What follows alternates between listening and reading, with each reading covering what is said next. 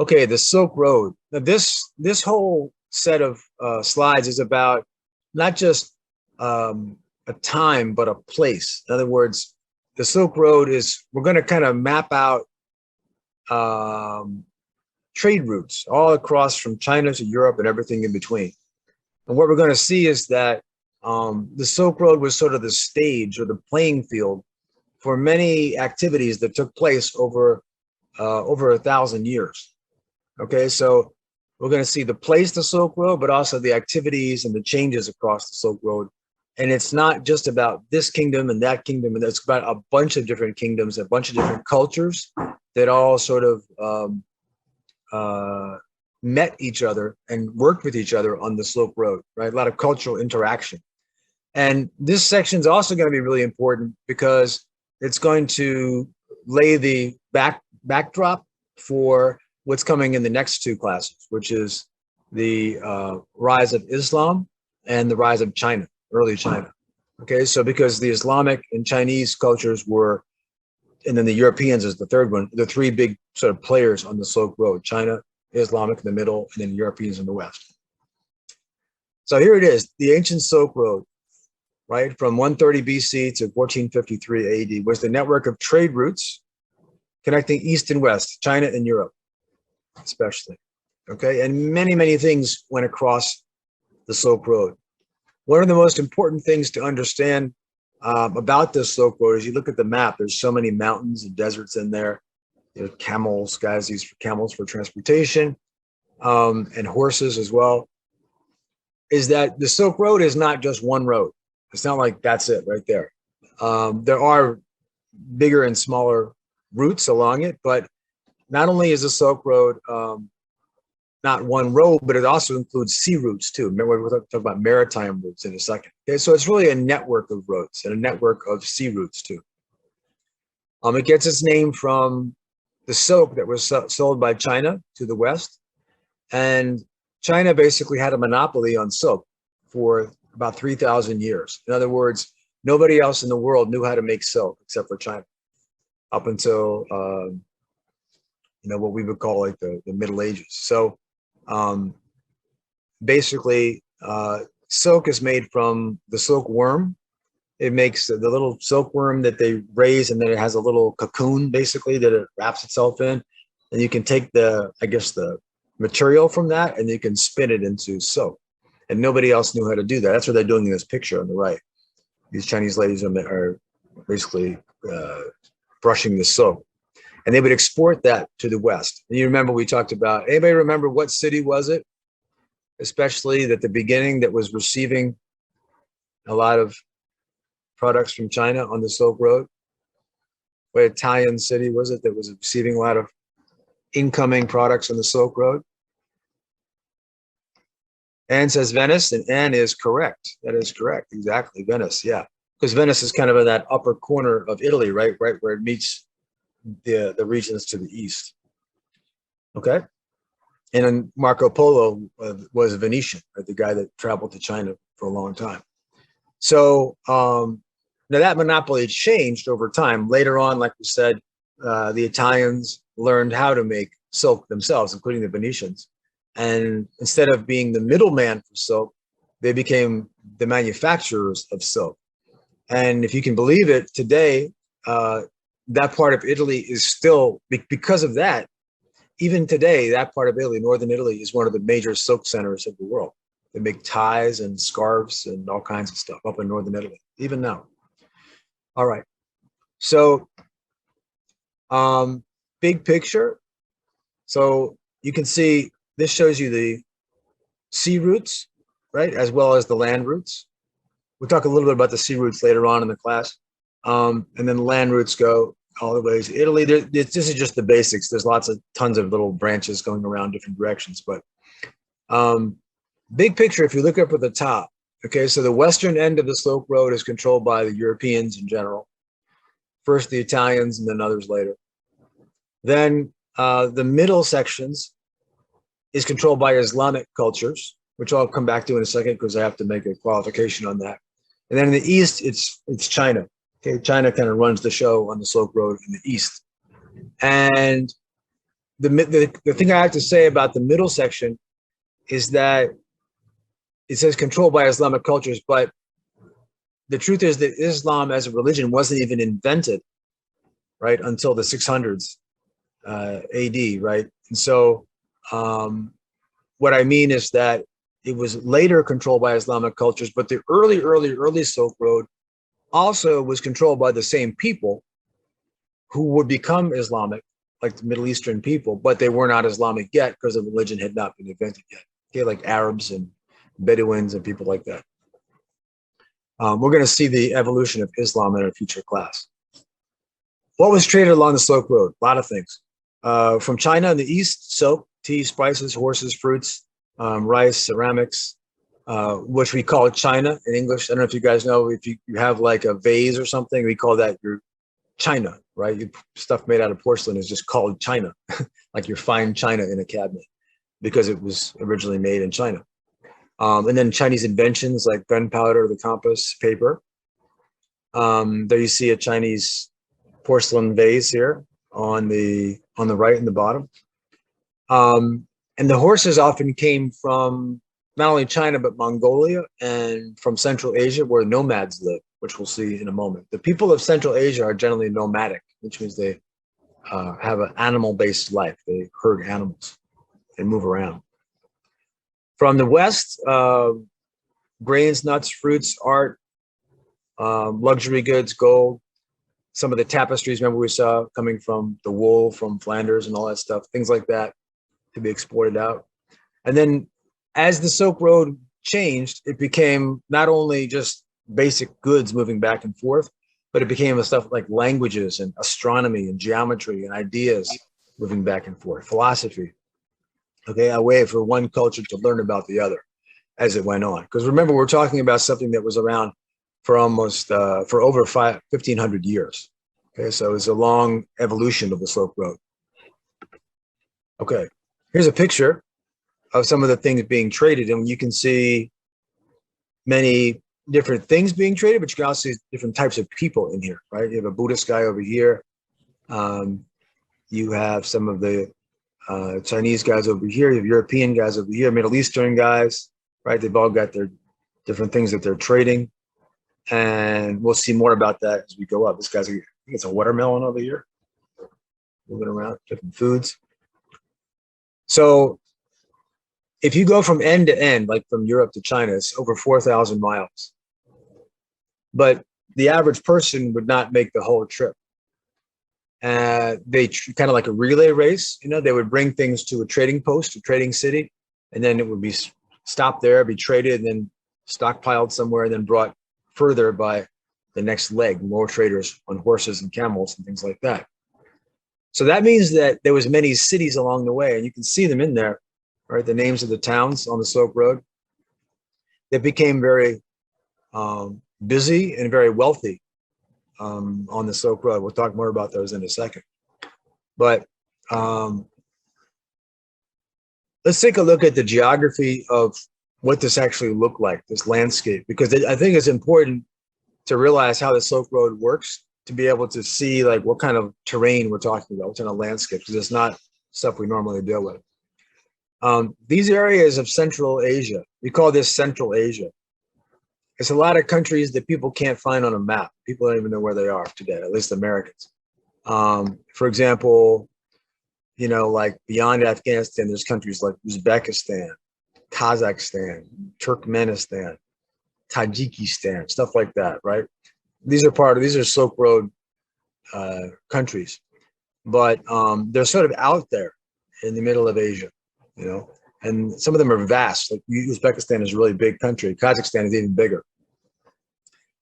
They were part of the Soviet Union, like during the Cold War under communism, they were part of the Soviet Union, controlled by Russia, you know, in the last century. And then once Russia kind of melted down and the Soviet Union disintegrated in 1991, they were sort of freed up to become independent countries. But a lot of them still have a close relationship with Russia today, and have a lot of people with Russian last names still there who used to sort of run those areas for Russia. But this is way before that. This is back in the Silk Road days. Okay, so you have the Caspian Sea here, which is a very, very large body of water. And there's many deserts, there's many mountains, which you can see on here. But there's also many areas that are called steppe. And we're going to look at steppe in a second. Steppe means a vast, like a grassland that's short. It looks like almost like a carpet or something, like a baseball field, the grass. It's like very short grasses. And the reason it's short is because it's so far from the ocean. See how it's in the middle here, Central Asia? This includes Western China, by the way. See all this stuff here? See Kashgar? That's still China. That's the last city in China before you reach the rest of Central Asia. Okay, so even today. So Western China is actually Central Asia. Okay, if that makes sense. Western China is Central Asia. All this stuff that you see, Turpan, Urumqi, this is in Xinjiang, autonomous region of China out here. Kashgar is in Xinjiang. Okay, you have Tibet, it's part of China. So all that stuff is part of China today. It's part of the Silk Road. So what does this stuff actually look like? Well, this is an example of a desert in China. Okay, in Western China, desert, and these kind of deserts keep on going through these other countries, Uzbekistan, Kazakhstan, et cetera, vast deserts. And people have traveled across deserts, often in groups because of safety. They didn't want to get robbed along the way, by the robbers that would prey on the trading parties who would move across the desert because they kind of knew they were out there by themselves. So we call that a caravan. A caravan is a group of people and animals that move together. Okay, a caravan. And we had caravans in the United States, actually, they called them too, back when settlers in the United States moved from the East, the original US, the 13 colonies, and they started spreading westward, the pioneers. They called those caravans too, because they also moved across steppe areas and to get across the United States. So this is a desert here. You see, there's only a teeny bit of vegetation. Look at these plants hanging on for dear life here, right? Hardly any, and that's because there's so little moisture, right? But this is steppe, okay? It's kind of a little bit more moisture than a desert, but not much. So there's a little bit of moisture enough to have that kind of basic grass, but it's very short grass because there's not enough rain to have tall grass. Okay, like if you go to Africa, you get these massive tall grasslands called savanna because it's so wet, right? But you don't see that here. Does anybody see a tree in this picture? Maya-Lin, do you see a tree in this picture? No, Vivian, is there any trees in this picture?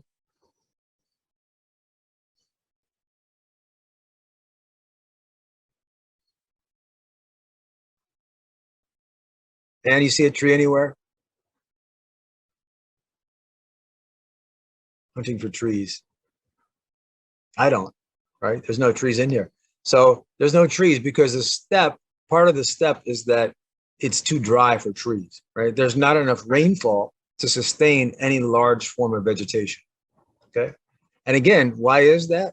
That's because, go back to our map, because we're talking about the place where that map is like up here, okay, above Uzbekistan. You're so far from the ocean, where would it come from? Like, where would the rain come from? You see what I'm saying?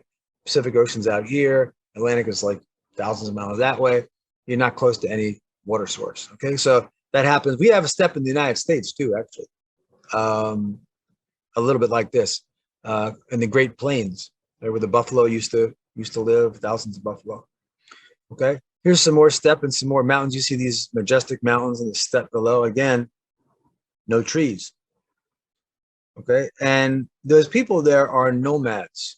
So I want to make the connection that there's a reason that nomads are nomads, that they move around with animals.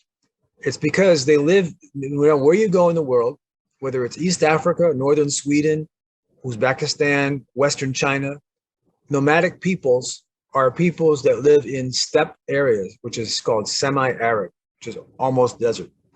So if you had your animals and you stayed in the same place, like a farm, you tried to set up a farm there and you had your cows and whatever, they would eat right through the grass, right? Because there's so little grass there and there's so little rain, that grass is not going to be coming back anytime soon as they eat the grass, right? Those cows and horses and stuff.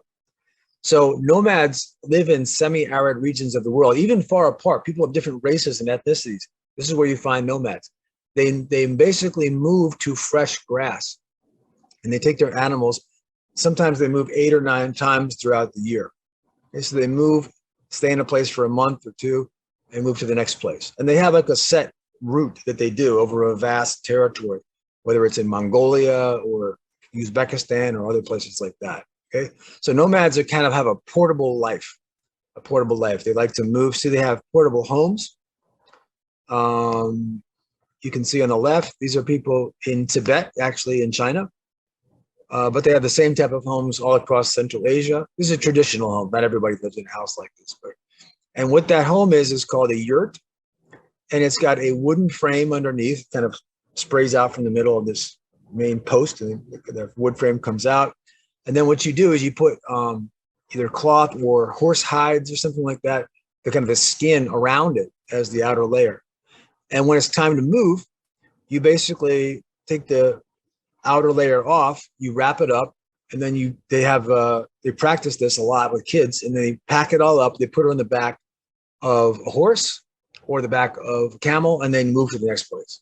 Okay, so they have portable houses. They can just dismantle the house, put it on an animal, and then keep going. Okay, so this is kind of the traditional nomadic lifestyle. Has anybody ever seen this before, like on TV or something? Have you ever heard of this before in China or anywhere else? Nomads and stuff like that. Because it's a tourist thing you can go do within China and other places. You can go like live with nomads for 3 or 4 days, live in a yurt and drink horse milk and other stuff like that. I'm a milk person. I'll be honest with you. I drink about half a gallon of milk a day. So I like to try different milks, different types of milk. I had donkey milk one time. Camel milk one time. But I have never had horse milk. So that's my next challenge. Okay, so these kinds of people. Think about this, okay? These kinds of people are used to living with animals, but they're also used to moving long distances, okay? Because that's what nomads do. They move long distance to find fresh grass. So here's the thing. What better people to be the middleman, the traders on the Silk Road? Because you need people who know how to go from point A to far away point B.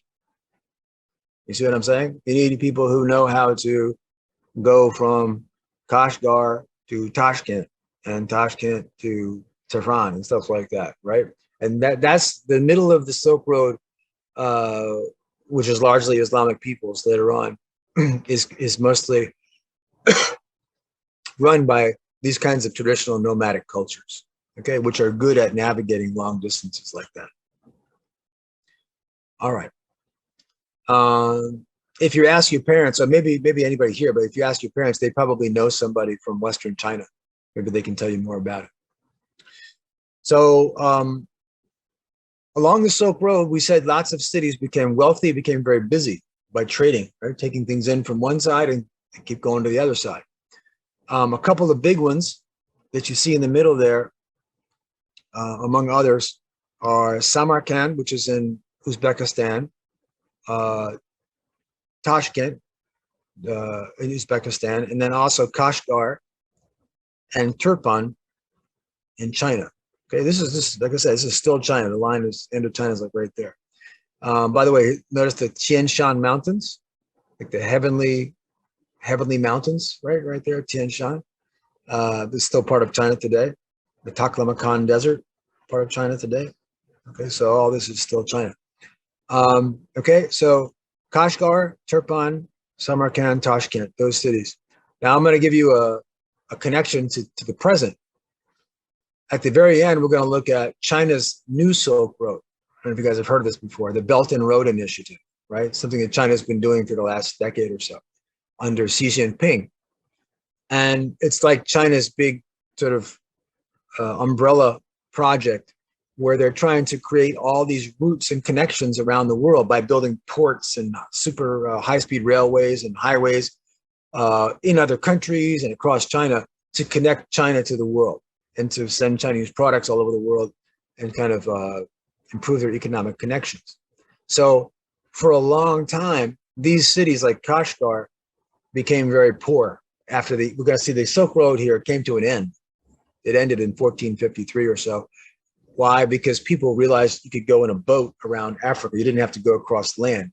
It's faster to go by boat. You can carry more stuff.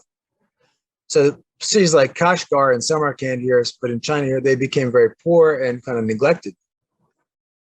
But now China is trying to like bring them back to life. So they're putting like superhighways and trains through these areas of Western China. So Western China here, the old Silk Road areas are taking on a new importance with the new Silk Road, because it's China's new way of sending like rail, for example, all the way to Europe. The longest train in the world today goes from Yiwu, China to Madrid in Spain, if you can believe that. That's a long train. All right. So these are some Silk Road cities.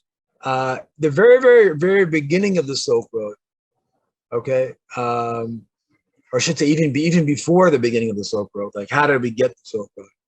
Basically, Western China bumps up against Central Asia, right? The Chinese culture is more of an agricultural based, and then the nomads culture is over here. So you see this horsemen of the steppe over here, one culture, and then the Chinese culture over here. And the Han Dynasty tried to get control of trade routes out of China through Central Asia, even before the Silk Road started. A lot of the things that were traded were horses. People would trade horses with the nomads. Meaning, when I say get control, I mean like have people pay them to use the roads. China wanted to do that, but they never quite were able to do that in the very, very beginning, okay, in the 200s. Silk Road didn't really start up until about 130 BC. But then later, once the Silk Road really got up and running, during China's Golden Age, which we're going to see coming up in one of the next classes, something called the Tang Empire, right? The Tang and Song empires are the two empires of China's Golden Age. And you can see how we have all this stuff we call today China proper. We call this eastern part of China, where most of you guys are probably from, or your parents. But notice how there's this kind of arm that goes out here to the west. That's areas that were added by the Tang Dynasty. In other words, they kind of went this way. And what is that? Well, it's basically following the Silk Road. So there's all these routes to the west. Okay, so China expanded, and then later expanded and took Tibet too, but expanded to the west along the Silk Road, and they became, like I said, they started to run the show along that eastern end of the Silk Road. Okay, so this is a time when China's population went from 50 to 80 million people. Okay, so they over 50% increase in the population of China, and a lot of those people were out here along these new areas, Silk Road regions. And also China gave a lot of that land out there, that new land, to people who weren't ethnically Chinese, right? They weren't Han Chinese. Some of them, China has all the minority groups around the outside. And so China became this bigger, a little more multicultural place during the Tang Dynasty. Okay, so that's a big expansion of China during the early Golden Age. We'll see more later. Now, if we look at the map on the left, or this map right here, you guys see this city? It says Chang'an here. Okay, Chang'an. Does anybody know the name of that city today? I'll be honest with you. I actually went there. There's a famous city in China. I went there myself, like a lot of tourists, to see this. You probably have seen that before, right? At least in pictures. The terracotta warriors. Has anybody been there before on a vacation? No? Okay, this is very, very famous. This was on the cover of National Geographic when I was a kid. It's this giant sort of kingdom of underground warriors that were sculpted way back in the Golden Age of China, and they're like soldiers and the people that work for the emperor. But that city today is called Xi'an. Xi'an, China, is one of China's biggest cities, right? And so Chang'an then is today Xi'an up here. And the reason we're bringing that up is because that was kind of like the last stop, like the eastern end of the Silk Road. Because if you're wondering, like, where did that Silk Road end? We said it comes in here. It actually ended right about there. That was considered the end of the Silk Road. So this city became very, very wealthy. They had enough wealth to send a bunch of guys to build all these warriors, right? And also to build the biggest city walls in the world, even today. Under the Tang Dynasty, there's massive city walls. There's a big walled inner city within Xi'an. Okay, so I would recommend going there. It's a cool place. There's a lot of things to do in Xi'an. You can see the terracotta warriors, these guys. You can walk around the outside. So these tourists go around the outside here. You can also go down below a little bit to see some things. But you can also walk around these city walls. You can walk, like cars can go in the tunnels to the city walls. You can actually go indoors and stuff and take a tour inside the city walls. There's like rooms and hallways in here. You can go see inside too. It's a lot of cool stuff. One of the cool things I did actually was I rented a bicycle, and the sun was going down, and I took this bicycle and I went all the way around the entire city walls before the sun went down. It took me like about 70 minutes, I would say. I tried to go as fast as possible. So it's massive. It's absolutely massive. All right, Xi'an. So, but I want to put a caveat on that though, because when we say that Xi'an was, or Chang'an, same thing, was the capital, it was the capital of China for a while, and it was the end of the Silk Road. But the truth is, the capital moved around a bunch of times. China has had a lot of capitals. You guys know that? China has had many, many capitals before Beijing. Some off the top of my head, Chang'an, Kaifeng was the capital for a while. Nanjing was the capital for a while. And then obviously Beijing today, and there's a bunch of others too. Okay. So one cool thing to realize is that at this time, during this Silk Road age, okay, which later came to an end, China was like a westward facing empire. In other words, like the money and the trade was coming from the West, was coming from over here. Later, when the Silk Road declined, China did a U-turn and started becoming an eastward facing empire and country that it is today, right? China, most of China's big cities today are on the East Coast, right? Beijing, Hong Kong, Shanghai, Qingdao, et cetera, Harbin, all on the East Coast, right? But back then, it was making all its money on the West, most of its stuff on the West over here off the Silk Road. So times change. And there's a reason why the capital was over here, because that was closer to the West. Once China became more eastward facing, the capital moved toward the east, you know? Okay, so what about other cities besides the ones we just looked at, besides Samarkand and Chang'an and Kashgar and all that? Well, in terms of the Islamic world, this is the later Silk Road, once the Islamic religion had been invented. The big city of Baghdad, okay, in what's now today Iraq, a country where the U.S. has been in war for a long time. Baghdad was like huge hub of the Silk Road. In fact, somewhere around the year 1000 or so, I forget what exactly it is. You can look it up on Wikipedia, like largest cities in the world through history. And it'll tell you like every 100 years, what was the biggest city in the world? Like 3 different historians' estimates. And about the year 1000, Baghdad, according to some estimates, was the biggest population in the world. Okay. Now, if you look at the map, you can see partly why. It's on the Silk Road, but it's between Africa, Europe, China, and then Arabia, the whole Middle East there. So it's between really 4 cultures, and it's right smack in the middle. So they're getting like ideas from every which way, right there in Baghdad. They're getting ideas from all directions. Okay, it really made those Islamic cultures, they're very rich. And we're going to see in a later class that university, like, schools and places to study sprouted up there, where people would come from hundreds of miles around to study astronomy, geometry, language, study the Quran, religion, all kinds of things that they would study in Baghdad. Not to mention all the trading.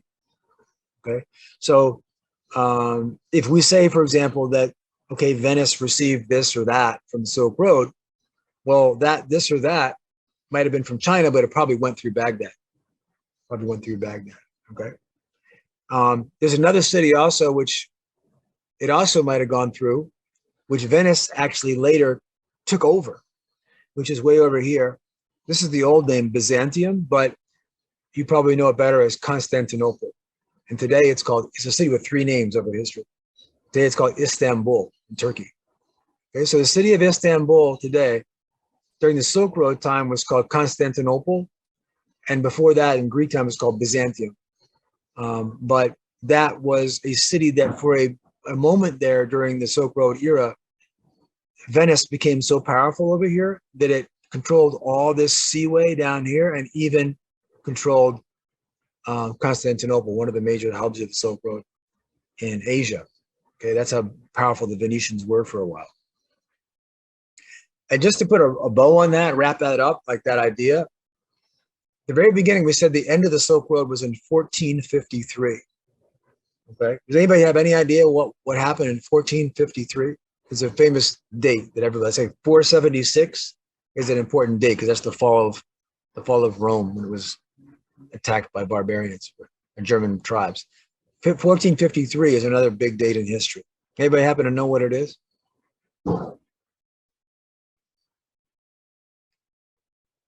It's the fall of Constantinople right here to the Turks, the Ottoman Turks. Okay, because this is now Turkey, this whole country over here. Okay, that's when this Christian-controlled area became Muslim-controlled, and it still is today. Okay, so it's a big swing in history. This major city of the world changed hands from Christian to Islamic. Okay, that was basically the beginning of the end of the Silk Road. Okay, all right. So, and just one other thing to give you a little connection. This city, Baghdad, you're like, where is that again? Iraq? I don't know where that is. Basically, you guys probably studied Mesopotamia, right? Like in 6th grade or something, or 8th grade. Mesopotamia, the ancient kingdoms and all that, the land between the rivers, the Tigris and Euphrates. That's it. That's what we're talking about. This is the Tigris and Euphrates River. It's actually on the Tigris, the Baghdad. It's the same area. So Mesopotamia and Sumeria and later Persia and then modern Iraq, it's all the same area. Okay, and then became the heart of the Silk Road.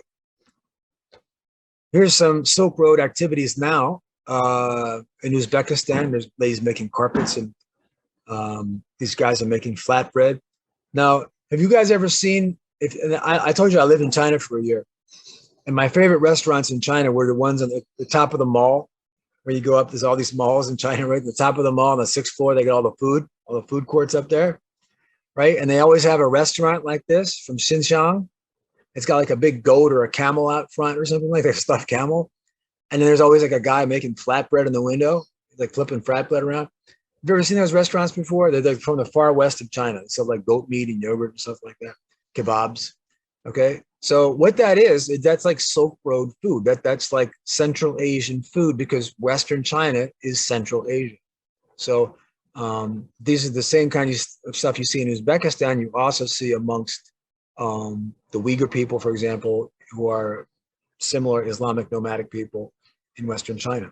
Okay, so because you can actually see restaurants like this all over China, they're very popular.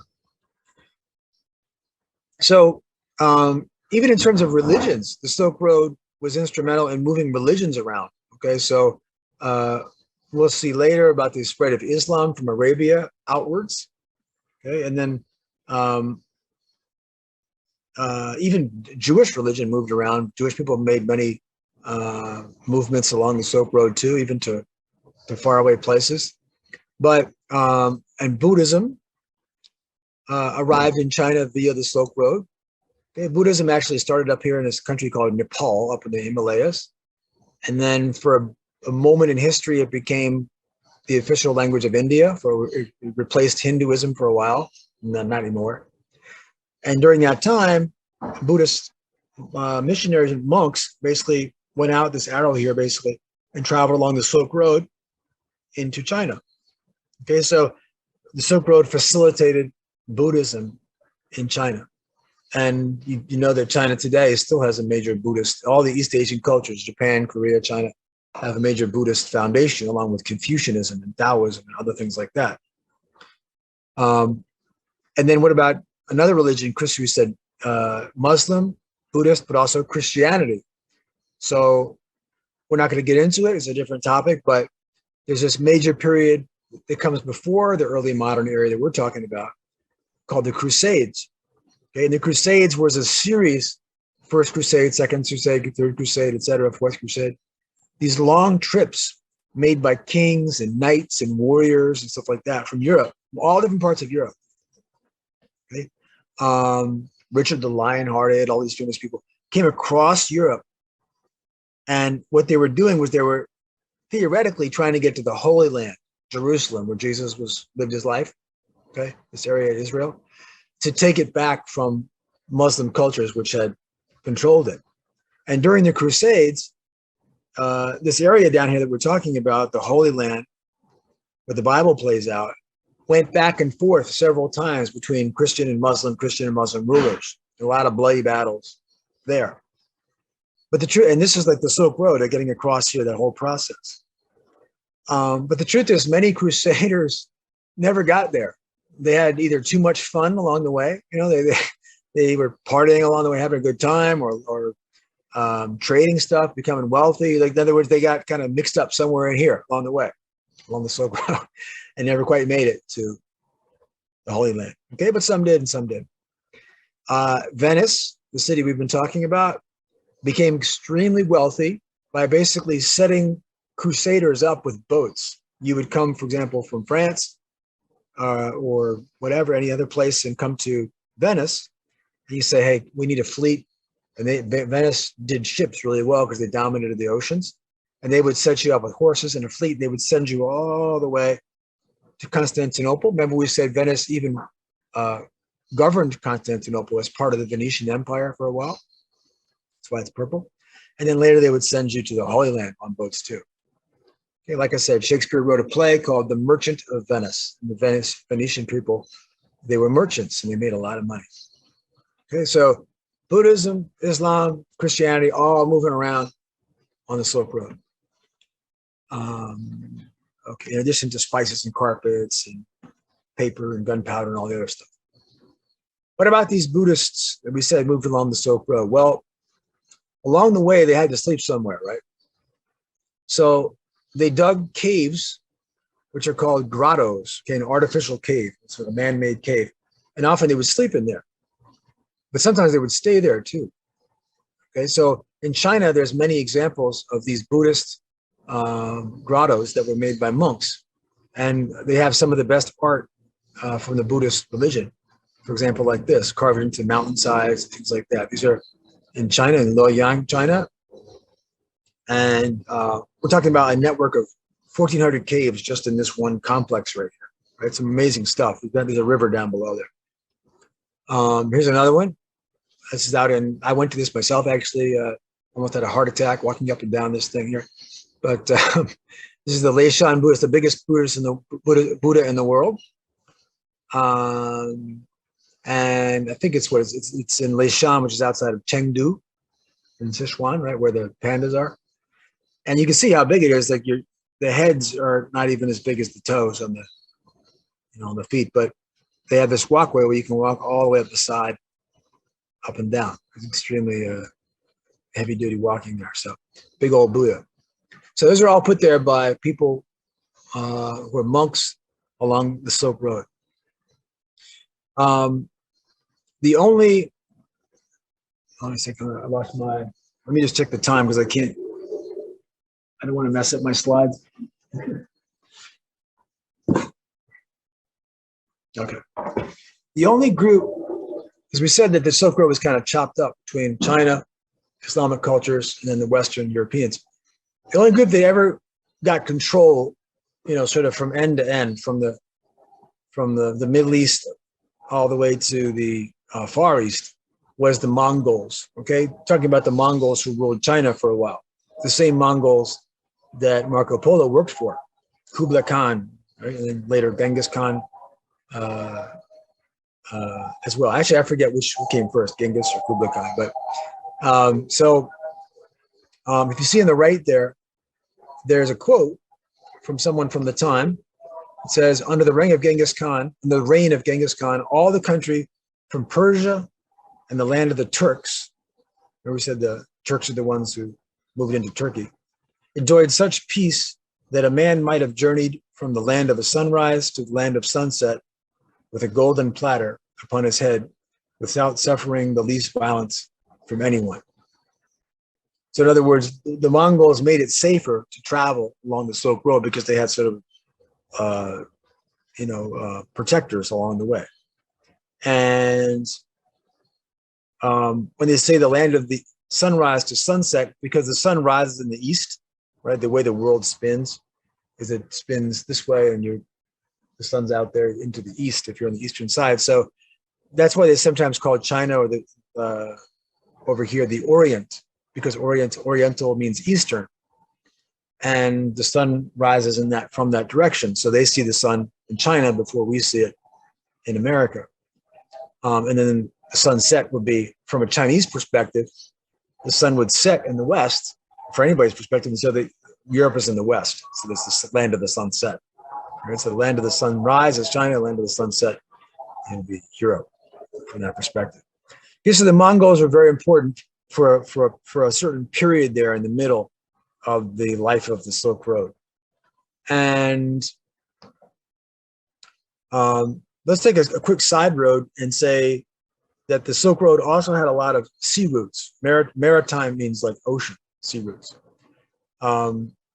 particularly around the Indian Ocean. The Indian Ocean is actually much more than just India, right? You have all of East Africa, all of Arabia, all the whole Middle East, but you also have even, right, Southeast Asia, which is like Malaysia, Thailand, Burma, et cetera, all of which China is now connecting to through Pakistan today, stuff like that. Okay, so you had this massive Indian Ocean trade. And for a while there, in the years like 1200 or so, China sent these fleets. China kind of ran the show in the South China Sea and then the Indian Ocean for a while there. Have you guys ever heard of a Chinese commander explorer guy named Zheng He? Zheng He, Z-H-E-N-G-H-E, Zheng He. Does that ring a bell? I'll put it in the chat. Hold on a second. He's very famous. He's one of maybe the most famous naval, leader in China. Well, the emperor of China would send him around with a huge fleet in order to collect tribute, sort of like taxes, from all these different ports all around this area for hundreds of years. Okay, him and then others like him. But strangely, it all kind of came to an end. Right about just before the time that Europeans were discovering that you could go around Africa in a boat instead of having to go through the Silk Road. So these two things kind of coincided. China kind of, what happened was the emperor of China stopped those fleets from making their circuits around the Indian Ocean and collecting tribute, partly because China had to deal with threats from the north, from nomadic cultures and Mongols up there. And he thought they didn't have the forces and the resources to do both at the same time. So what happened was, just to fast forward towards the end of the Silk Road, China started to pull back from the Indian Ocean and focus more on its other aspects of defense and stuff like that. And right about that time was exactly the time when the Portuguese, the Portuguese had discovered ways to go like this and reach India, and later reach China and even Japan and places like that. So the European explorers were just getting their feet wet, so to speak, just entering the Indian Ocean in the east this way around Africa, right at the moment when China was pulling back. Okay, back in the 1400s. Okay, so it's interesting how times can change like that on a very short notice. Okay, because like I said, before the 1400s, the Europeans were not even aware that you could go below Africa and come out the other side, and so nobody was doing that, right? You didn't even know it was possible. If you look at their maps, Africa just kind of ends. Nobody knows where the end of it is. Okay, we'll see that later when we get to the age of exploration. Bartholomew Diaz and Vasco da Gama and these guys that he went to India, da Gama. Okay, so what's going to happen later is that the Portuguese will start to run a lot of the trading, and then later the Dutch and the British in India and even in China, etc. and the whole thing will shift. All right. Whoops, this map didn't show up for some reason. Well, I'll use this map right here, but just a quick note that there's a colony called as a city state at that time called Malacca. Okay, right here. See my pointer? So yeah, this is a strait in geography. It's S-T-R-A-I-T. A strait is a narrow body of water that cuts between two large bodies of land. Okay, so in this case, you have today, this would be Indonesia and Malaysia here, and there's a skinny little body of water through there. It's called the Straits of Malacca. And there was a city-state called Malacca there. It was very powerful. And today there's still a city in Malaysia called Malacca there too.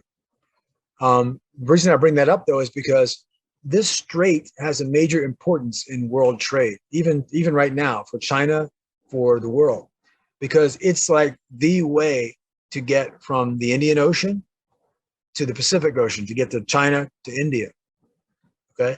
And 1/3 of the world's trade, 1/3 of the world's cargo ships goes through right here, okay? From the South China Sea and out to the Indian Ocean. 1/3 of the world's cargo goes through there, whether it's your Nike shoes or TV, whatever it might be. So it's extremely important, very valuable real estate. And later, the British then later colonized this and created a colonies along here, but especially Singapore. Okay, so today Singapore is a massive shipping hub right there on the Straits of Malacca. That's how Singapore became rich, because they basically have all these warehouses and ports that you can put your stuff in Singapore and then you can take it somewhere else from there. Okay, Singapore is mostly Chinese, actually. It's mostly Chinese ethnicity, about 70-something%, and also Indian and Malay people too. All right, just a little note about that. But what about these Mongols? We said that they ran the Silk Road from end to end for a while, from the Middle Eastern end all the way to the end of Asia. One of the ways they were able to do that is because they were very sort of fearsome warriors, and they had a special techniques that nobody else was using. One was stirrups. Stirrups are these things when you're on a horse and you put your feet in the little things like this and you put your foot in there. That's called a stirrup. And they made wide use of the stirrup because they were very good at, remember, going long distances on horses. And one of the things that they could do is that they could stand up on a horse that way. If you have something to put your feet on, and you can stand up, you can get really high, you can shoot down on people, but you can also stand up and shoot down on people going backwards. In other words, if you're in a normal battle on the ground with swords and stuff, you can't run backwards and also fight somebody at the same time, right? But you can on a horse if you're standing up, right? The horse can go one way, and then you would go the reverse direction and shoot backwards. So what they would do is kind of like never get in a real battle, like a normal battle, like they would always harass people on their horses. See on the right, it says, they never let themselves, this Marco Polo quote, they never let themselves get into a regular battle, but keep perpetually riding around and shooting into the enemy. Okay, and regular armies complain like, we can't pin these guys down. They won't stay in one place. They keep moving around all the time. Okay, so they would come near you and then move away and then shoot backwards. There's nothing you can really do. Okay, so they were very, very, very good at horsemanship. Also, sometimes people say they would ride for long, long distances, for hundreds and hundreds of miles on a horse, stop. The horse would maybe die, you eat the horse, get another horse, and keep going. Out in the middle of that vast steppe in the middle of Central Asia. We talked about someone who worked with the Mongols, these are the Mongols, during their reign over the Silk Road, and that was Marco Polo. Again, this is a Venetian guy from Venice who traveled all the way to China. It's a long time just to get there. And he spent 17 years living and working in China as an official later under Kublai Khan, who's a Mongol emperor. And basically what happened is he told people his stories verbally, and then they wrote them down. And then those stories were published. And you can see the book that he has there, Il Milione in Spanish, and then, in Italian. Originally, people thought it was all lies. It must be made up. And so they called it must be a million lies. So he got the nickname Il Milione. the travels of Marco Polo. But later we realized actually a lot of it's true. We could look at the actual facts and see that these things were happening. Okay, so here's somebody who must have spoken Chinese. He went to China and he understood that culture and then came back. But there were other people too who also traveled out there as well, especially in the Muslim world. A traveler named Ibn Battuta, you see on the left there, sort of the Islamic Marco Polo. This guy was from Morocco. Now look, Morocco is way over here. That's even further than Italy. These are the places that this guy traveled. This is before trains, before cars, all that. He's went all over east to west, up and down the Silk Road, around on boats, Southeast Asia. He was everywhere. Okay, Ibn Battuta. And you can get this in English. It's published online. You can read it. It's very interesting. He talks about cities like Cairo, Egypt, and talks about Baghdad, talks about what it's like on the road and stuff like that. Went further than Marco Polo. We mentioned earlier that China is this new thing called the New Silk Road.